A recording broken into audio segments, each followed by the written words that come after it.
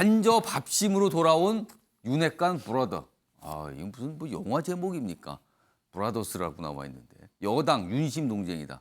그러니까 최근에 윤석열 대통령이 관저 만찬을 잇따라 했죠. 굉장히 중진 의원분들, 뭐 지도부 등들 그리고 뭐 군 관계자도 사실 만찬하곤 했어요.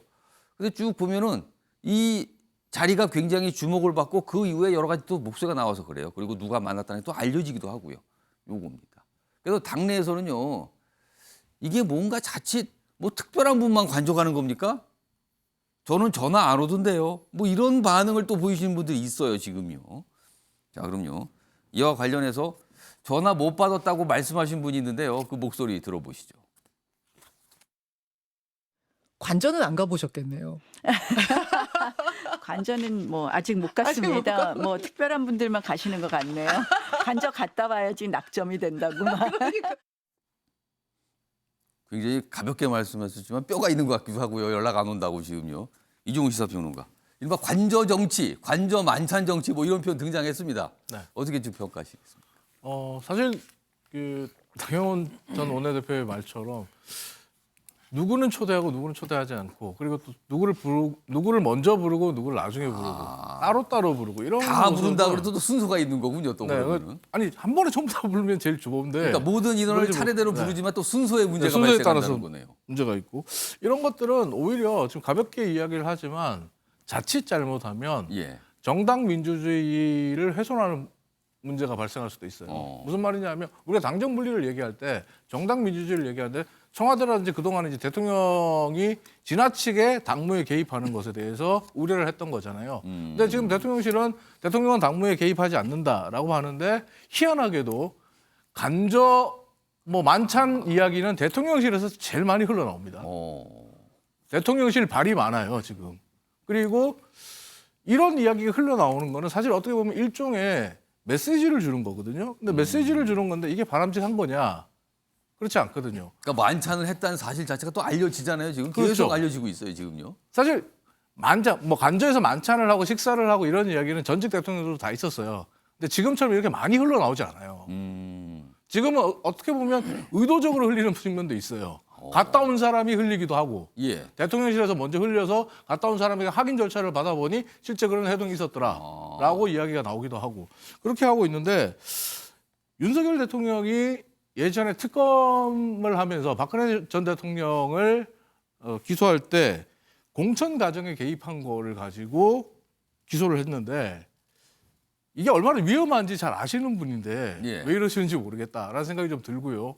그다음에 또 하나가 이제 박근혜 전 정부의 이 몰락 과정에서 예. 결정타가 친박 논쟁, 진박 논쟁이 있었단 말이에요. 누가 진짜 박이냐, 박심을 받고 있느냐, 누가 진짜 친박이냐 이 얘기하다가 몰락하고 망했는데 지금 진윤, 비윤, 구윤, 신윤 이런 얘기들이 나옵니다. 정권 출범한 지 6개월밖에 안 됐는데 이런 얘기가 나옵니다. 이게 과연 이 정부의 성공을 위해서 도움이 될까? 예. 한번 진지하게 생각해 볼 필요가 있다고 생각합니다. 자, 윤영골 전 대표님. 일단 관저 만찬이 있었다. 근데 또 그게 알려지기도 하고요. 그리고 나서 무슨 대화도 있었고 그 이후에 또 다녀오셨던 분들이 또 관련 얘기도 꺼내고 뭔가 강한 주장도 해놓고 이래요. 그래서 관저 만찬 정치 뭐 이런 표현까지 나오고 있는 상황입니다. 어떻게 좀 보고 계세요? 저는 뭐 기본적으로는 굉장히 긍정적으로 봅니다. 여러 사람이 만나잖아요. 예. 그럼 형식적인 얘기만 오갑니다. 써온 거 서로 읽고 그냥 밥 먹고 끝나요. 밥 먹읍시다 하고 밥 먹고 그냥 가는 거예요. 정말 밥만 먹는 자리가 됩니까? 의미가 없어요. 그래서 예. 저렇게 만찬 정치하면서 몇 사람 소수로 만나는 거는 예. 서로 진솔한 얘기를 할 수 있거든요. 예, 옛날 노무현 대통령도 그런 거 자주 했고 DJ, YS 그런 거 자주 하다가 최근에 그런 게 없어졌죠. 저는 굉장히 보는데 근데 밥 먹는데 그러지 말라는 거 있죠. 먹는 거 갖고 그러지 말라는 얘기 있잖아요. 예. 그러니까 밥 좀 먹는데 왜 그렇죠. 그걸 가지고 또 뭐라 그러냐. 그러니까 야당이 싹 빠졌어요, 우선. 예. 그리고 여당 내에서도 이게 번호표가 있어요. 예, 안 부른 사람도 있고 또 부르긴 불렀는데 나중에 부른 사람 또 기분 번호표가 나쁜 거예요. 뒷자리구나. 아예 번호표가 지금 번호표 못 받으신 분도 있고. 그러니까 다 기분 나쁜 거예요. 예를 들면 지난 11월 25일 날 당 지도부 만찬했잖아요. 예. 그 사흘 전에 윤핵관 핵심 4명들 그렇습니다. 부부 동반했잖아요. 부부 동반으로 뭐 했다는 얘기가 또 당 알려졌어요. 지도부보다 3일 먼저 한 거니까 그거 기분 나쁘잖아요. 아. 그리고 또 지금 김기현 당대표 출마 희망자 예. 지금 식사했잖아요. 예. 다른 출마자가 기분이 좋겠어요? 아. 주호영 원내대표는 2번이나 만났다면서요. 그러니까 빠진 사람들이 서운한 거죠. 그러니까 비밀 지킬 거는 지키고 또 노출할 건 해야 되고. 만나는 건 좋아서 저녁 식사하는 건 좋은데 왜 그걸 얘기하고 다니나 이 그렇죠. 또 말씀입니까? 호가호위하는 사람들이 많은 거예요. 저 국민의힘 저 실세들이 입이 좀 가벼워요.